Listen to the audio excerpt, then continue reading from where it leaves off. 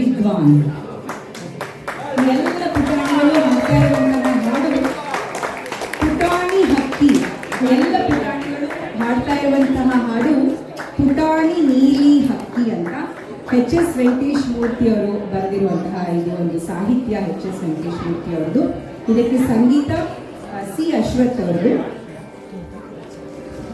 ಇಂದಿನ ಈ ಪುಟಾಣಿಗಳಿಗೆ ಸಂಗೀತ ಸಹಕಾರ ನಿರ್ದೇಶನವನ್ನು ಮಾಡಿ ವೇದಿಕೆ ಮೇಲೆ ಇವರೆಲ್ಲ ಹೀಗೆ ನಿಂತು ಹಾಡೋದಕ್ಕೆ ಸಹಕಾರ ನೀಡಿರುವಂಥವರು ನಮ್ಮ ಕನ್ನಡ ಬಳಗದ ನೆಚ್ಚಿನ ಶ್ರೀಮತಿ ಶ್ವೇತಾ ಸೀತಾರಾಮ್. ರೆಡಿ